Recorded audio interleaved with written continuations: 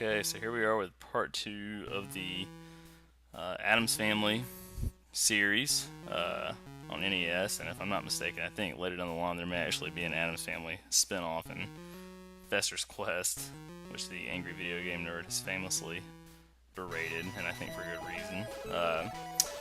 But while I had some free time, I thought I'd go ahead and take a look at this one and just see how similar or different it actually is to its predecessor. Um, and if I'm remembering correctly, I think that this game, and I think I saw this in doing a little bit of research, actually had a spin-off that happened, or I guess a companion that happened for the Super Nintendo, because these were around sort of the same time that was really kind of coming into existence. So I'm sure that's graphically, obviously, a much better iteration, but we're sticking with Nintendo games here, so let's go ahead and check it out and see what we've got. Alright, so once again, we're in the house, and I believe that I'm able to jump on bad guys here, very much like the previous game. Yes, so again, kind of a Mario-esque sort of thing, and here's that noose again. I'm not sure what these games are, why they're so obsessed with having nooses in the very beginning of the game. I guess that's just kind of a homage to the previous game, but it's a little weird. I think for a children's game, but it's the Addams Family, right? We kind of talked about that last time, but anyway. So I guess I'm scavenging. This is a scavenger hunt, right? Since this is be finding. Okay, I'm dead. Awesome. This is be finding something. I don't know what. Okay, I can jump on that. Good. All right. So once again, we've got Ghost, and this time instead of Venus flytraps, we have a tree followed by a Grim Reaper. All right, and so okay, I gotta drop down. And so we go from these ghastly villains to bunny rabbits hopping around. That makes a lot of sense, right? Because that's the kind of thing you would associate with the Addams Family. Remember, where there is a wall, there is a way. Haha! They give me some hints here, so obviously I have to find a wall somewhere and walk through it. Wherever that may be, I don't know. But let's see what we can figure out here. Come on, Pugsley, jump. Found a shoe. The Addams Family's always losing stuff, whether it's Gomez losing the key to his house or Pugsley losing clothing, I suppose. Even though I don't know if that's actually Pugsley's shoe. Okay. Well, hey, look, at least it didn't make me start all the way at the beginning of that subterranean level. Oh, come on. Actually, I think it's making me start a little bit ahead of where I was, so at least it's not one of those cutthroat games where you have to go all the way back to the beginning of everything if you die. Oh, there's the Venus flytrap. Guess they couldn't leave that out. Okay, so I'm just walking here. What's odd is there's no music either. It's just silence. That really annoys me when games do that for some reason. I'm not sure why. I just like to have some kind of music. Although I guess if it's horrible music, it's better just to have nothing going on. Ah, look at that. Where there's a wall, there's a way, folks. So, kids, if you find a wall, plow through it and you'll find candy floating in the air on the other side. Okay. Can I jump on top of this? So what am I supposed to do here? Ah, I can't jump on top of that. Let's try that again. Of course, yeah, that's strategically placed hard.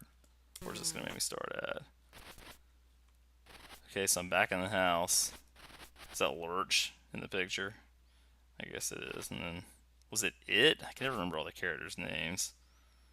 The big tangle of hair that walked around. Okay, so I guess I can walk upstairs. I don't really know what I'm doing, though. Should I walk back outside? This door's locked. Why not come out? Well, I guess I'm going to have to. Let's see what this door does. Okay, I'm out in a garden. That's slightly terrifying. Can I go into that tree? Let's see if I can enter the tree. I can. This is a secret path to the graveyard. So my question is, do I need to go back to where I was before to follow that same path to get whatever item I was getting close to getting because I found the invisible wall? And if so, how do I get back out of that? Don't know. I just don't know. We'll see. Seems all about some candy. Just not gonna lie, I enjoy candy. Is that something I need to scavenge? Let's try it. Well, how am I supposed to get over there? I'm supposed to jump on the bat maybe to get over there? Not gonna lie, I'm getting a little bit frustrated with this game. I'll say this, it's definitely, in my opinion, more playable than the previous game. It's kept my attention longer because it's a little bit, the gameplay is a little smoother.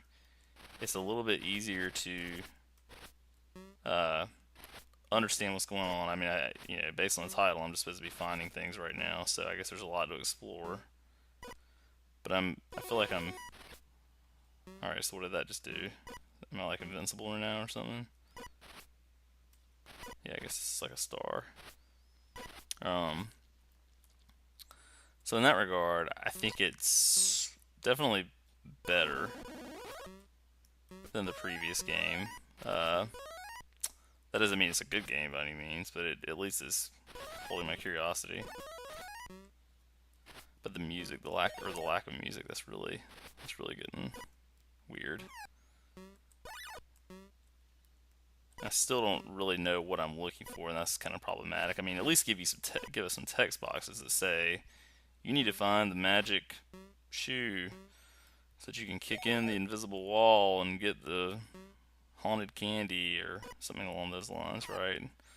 So you're not just walking aimlessly, which right now I feel like I'm doing, and that is starting to get a little bit old. Okay, and so it put me, look at that, there's some rotating goblin heads, that's awesome. It put me really far ahead of where I was, I think. And I got killed by a rabbit again. I'm horrible at this.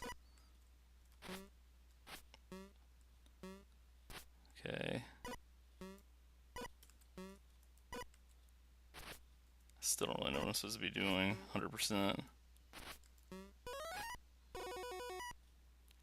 This is that point, when you were a kid where you've rented a game or you're playing a game and you kind of hit that point of like, if I don't make it past this barrier, there's no way I'm ever playing this again.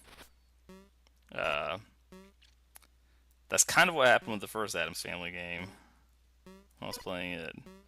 So that doesn't bode well, but I do think again that this is a little bit more of a fluid effort than the first one.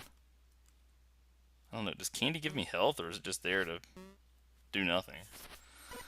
Well, gotta be honest, I think I've reached climax of my interest in Addams. Okay, so that's Pugsley's Scavenger Hunt.